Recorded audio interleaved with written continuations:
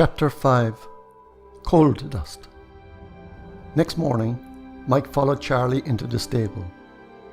Charlie reached for Bud's harness draped over a rail and, tucking his arms underneath it, pulled it off. "Can you open the stall door, Mike, so I can put Bud's harness on?" With Bud harnessed, they let him out and hitched him to the cart. Moments later, Mr. Peyton entered the stable. "All harnessed, I see, boys," he said, running his hand along Bud's back, checking the harness. "Good job," he said, climbing onto the wagon. "Ready for your first day, Mike?" "Yes, sir." Mike and Charlie climbed up and flanked Charlie's paw, one on each side. "Get up there, Bud," said George, flapping the reins against Bud's flanks. They rolled onto the main road and turned towards Lewiston, the morning sun at their backs, Bud trotting happily ahead. 20 minutes later, the muffled sound of Bud's hooves hitting the ground became sharper as the packed clay of Ridge Road gave way to the red brick pavement of Centre Street. Bud did not seem to mind. With his harness jangling, he trotted on, the rise and fall of his gait making the cart shaft and the three riders jolt up and down in time with the clip-clop of his hooves. Mike held on to the side of his seat and watched familiar buildings go by. Somehow, they all looked so different, now that so much had changed for him. "The tram lines are on your side, Mike. Make sure we don't get the wheels stuck in them," said George. "Okay, Mr. Peyton," said Mike, and he looked over the side and watched the cartwheel cross over the shining tram lines in the street. Ahead, by the coal depot, coal trucks waited their turn on the roadside to be loaded. Meanwhile, a train emerging from the tunnel under the street sent a cloud of smoke skywards. When they crossed over the tunnel, Mr. Peyton slowed Bud to a walk. "Come round," he said, manoeuvring Bud skillfully behind the last truck. "Whoa," he said, reining in the mule, bringing their cart to a halt. As they waited, Mike heard a loud whooshing sound from inside the depot, and moments later the line of trucks moved forward. Curious, he tried to look past the truck in front without success. At last the truck rolled into the shed and stopped beneath the spout of a giant metal funnel. A storeman pulled a lever on the side of it, and a stream of coal whooshed from the funnel to a chute and onto the bed of the truck. As quickly as it started, the flow stopped. The clamour of coal gave way to the ringing in Mike's ears. The loaded truck rolled forward and exited through the opposite gate. Then it was their turn. "Get up there, Bud," said George, sending another ripple along the reins, smacking it gently off Bud's hide. Bud shuddered, but did not move. George flapped the reins again, but Bud only craned his neck and looked back at him. "Smart mule," said George. "Here, Charlie," he said, handing him the reins. He climbed down from the cart and removed his scarf from around his neck. Then, walking forward, he stood in front of Bud and held him by the halter and rubbed his forehead. "Don't like the dust, do you, boy?" "Me neither," he said, and wrapped the scarf over Bud's blinkered eyes, blindfolding him. George gripped the halter. "Walk on," he said, leading the mule by the head in a big circle to disorientate him before leading him deeper into the coal store. As they went, Mike felt his eyes water from the dusty interior. "Whoa, boy," said George, positioning the cart under the coal chute. Mike, his eyes barely open against the dust, squinted at the funnel. Hanging from it, he spotted a small sledgehammer. "What's that used for?" he said to Charlie. Charlie opened his mouth to speak as the storeman pulled on the lever. Whoosh! And Charlie's voice was drowned in a screech of coal as Mike pressed his hands over his ears. As suddenly as it started, the noise stopped. Mike took his hands from his ears and peered around to see a large lump of coal poking from the mouth of the funnel, choking the flow of coal. "Darn, another coal boulder," said the storeman, climbing onto the wagon. He reached for the sledgehammer. "I'll soon sort this out," he said, tapping the hammer twice on the lump to steady his aim. Then, drawing back, he swung the hammer at the offending coal.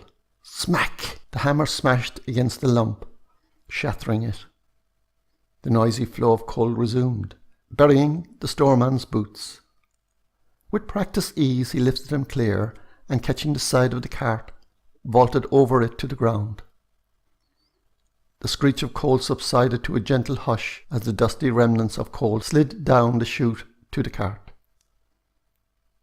"Walk on, Bud," said George, and they rolled forward, towards the exit at the other end and the bright sunshine beyond. Outside, he removed the blindfold. "There you go, feller," he said. And then, walking back, he climbed up onto his seat. "On," he said, flapping the reins, raising a puff of coal dust that sparkled in the bright morning sunshine. 15 minutes later, they stopped outside a neatly kept house. "First stop," said George, dropping onto the ground. "Time to start work, boys." Mike and Charlie climbed down and watched as George held Bud by the head and backed him up, positioning the rear of their cart by a coal hatch in the home's basement. "Okay, Charlie," he said, unharnessing the mule. "Take Bud out." When Bud was clear, George squatted low, his shoulders level with the shafts. "Stand back, boys," he said, and like a weightlifter taking on a great weight, he stood up and pressed his arms high over his head, tipping the cart like a giant wheelbarrow, sending coal sliding to the ground by the basement hatch, engulfing himself in a cloud of dust. Almost immediately, Mike heard George hacking and coughing. He looked at Charlie, who was wincing, his cheeks puffed, holding his breath, waiting for his paw to breathe normally again. After a few moments, George gestured Charlie towards the front of the house. "See if they want coal shoveled into the basement. And don't forget the 50 cents, he croaked. "Pooh," uttered Charlie, unpuffing his cheeks, releasing his pent-up breath. "Sure, Pa," he said, heading to the front door of the house. When he knocked, a woman answered. "Yes? Oh, hello, Charlie," she said. "Hi, miss. Pa wants to know if you want the coal in the basement for 50 cents, miss." "Yes, please, Charlie," the woman said, placing some coins in his outstretched hand. "Keep the change," she said with a smile. Charlie looked at the money. 60 cents? "Thanks, miss," he said smilingly as she eased the door closed. He looked at Mike and grinned. "She always tips," he said. "Okay, time for your first job, Mike." And he took one of the shovels from Mike. They set to work, shoveling the coal through the basement hatch, Mike matching Charlie's well-practiced alternating strokes of shoveling and slinging coal. The pace became relentless. "Whew, this is hard," thought Mike. He straightened and looked at Charlie, bent over his task, and whose pace did not slow. Charlie looked up. "Hey, no slacking," he said laughingly. George wheezed out a laugh that quickly became another coughing fit. Charlie straightened. "You okay, Pa?" he said anxiously. "Yeah, I'll be okay. Just give me a minute to catch my breath," said George, waving his hand dismissively. By midday, after delivering more coal than he cared to think about, Mike felt exhausted and hungry. So when they stopped for lunch by a horse trough on Centre Street, Mike reached eagerly for his lunch pack and can of milk. Bud stuck his head in the trough and George retrieved the canvas nosebag from under the driver's seat and shook it. Hearing the rustle of feed in the bag, Bud jerked his head from the trough and, with water still dripping from his chin, thrust his nose into the bag, while Mike and Charlie looked on as they bit into their sandwiches. "Finish your lunch, boys, while I go to the store," said George, hitching the nosebag handle over Bud's ears. Mike, about to take a bite of his sandwich, lowered his hands and looked up. "We'll come with." "It's okay, Pa. We'll stay here," interrupted Charlie, nudging Mike surreptitiously with his elbow. When George was out of earshot, Mike turned to Charlie. "How come you wanted me to be quiet?" "He's getting the cough medicine. Ma will go mental if she finds out he gets more than 1 bottle a day." "Oh," said Mike. Pa says I can't go telling what I don't know. But he don't know what Ma already knows. Mike looked past Charlie and in the widening distance saw Mr. Peyton hurrying down the street to the drugstore. Sometimes he gets really bad, said Charlie. Mike stared at him. He doesn't hit me or Ma or anything, but when he takes too much or the cravings get real bad, he ain't good to be around, said Charlie. We just want to make sure he's going to be okay and doesn't do anything crazy is all. He looked at Mike pleadingly for understanding, a painful look in his eyes. Mike winced. How come he don't stop? Charlie shrugged and looked away. Says he tries. First he was taking it to ease his pain, then it took hold of him, and now he's hooked on it. I wish he'd stop.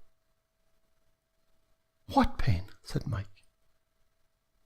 He got gassed in the war, burned up his insides, and it's hard for him to breathe. I hate it when it gets bad. I wish he didn't have to deliver coal because the dust always makes him worse. You saw him in the dust and no one can help him, said Charlie. Together they looked down the street. Yeah, I noticed, said Mike. Sorry. Ma doesn't say much about his drinking the cough medicine anymore because it always causes a row. She even told him to quit delivering coal. But Pa says we need the money. Got to eat, he says. Mike looked at his sandwich for a long time without eating. Best eat that, said Charlie, gesturing at the sandwich. There ain't much else. Yeah, said Mike, smiling weakly. He felt like a freeloader, an intruder, helpless. Together they sat side by side, quietly eating their lunches until George returned, a little unsteady on his feet. Ready for some more work, said George, removing Bud's nosebag. Once again they resumed their deliveries, and soon the day became routine again. So when they were loading yet more coal at the depot, and when yet another boulder got stuck in the chute, nobody batted an eyelid. Not even when the storeman climbed onto their cart and hit it with a sledgehammer to dislodge it. That is until Mike was hit with a shard of coal. Ouch, he said, rubbing his cheek. That smarts. Sorry, kid. Best keep your head down, the storeman said, taking another swing at the lump, shattering it and sending it crashing onto their cart. Mike rubbed his face to ease the stinging. That was a big chunk of coal, mister, he said. Sure was, kid, said the depot manager, as he emerged from a small hut that served as an office. George gestured to a heavy metal table with a grill for a top. Say, you wouldn't be looking for someone to break up the big lumps on the grader, would you? Mike here's looking for work. Maybe. The manager looked at Mike. Looks a bit scrawny, so it won't pay much. How about me, Pa? Said Charlie. The manager looked at Charlie, sizing him up. Tell you what, seeing as how my usual boy's sick again, and I'm a bit backed up, I'll do you a favour. I'll take them both on. Well, we sure could use the money, said George. He looked at Charlie sitting alongside Mike on the wagon. Don't tell your ma. Mike and Charlie climbed onto the grader, a long metal grill with openings just large enough to let fist-sized lumps through. What do we do now, mister? Said Mike. The manager pointed to sledgehammers lying on the grill. Start smashing, he said, grinning. Mike and Charlie bent down and took a hammer each. It's heavy, thought Mike.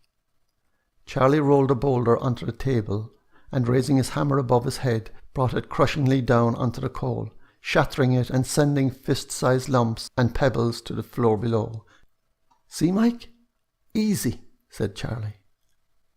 They set to work, and boulder by boulder, blow by blow, sent a rain of coal cascading through the grill. After a while, Mike felt a dryness in his throat.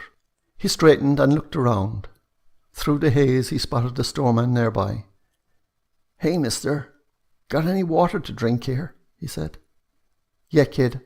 Over there," the storeman replied, pointing to a water pail on a low table, a ladle handle poking from under its lid.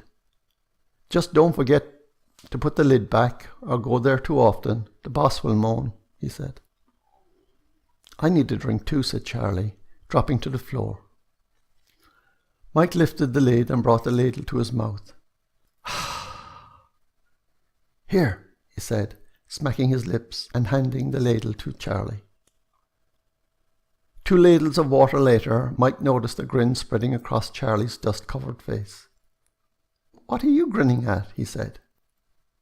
"Bet I can bust up more than you can," said Charlie. "You're on," said Mike. They climbed onto the grader and faced each other like gladiators, hammers in hand with large coal boulders at their feet. "Ready?" said Charlie. "On 3, said Mike. 1, 2, 3.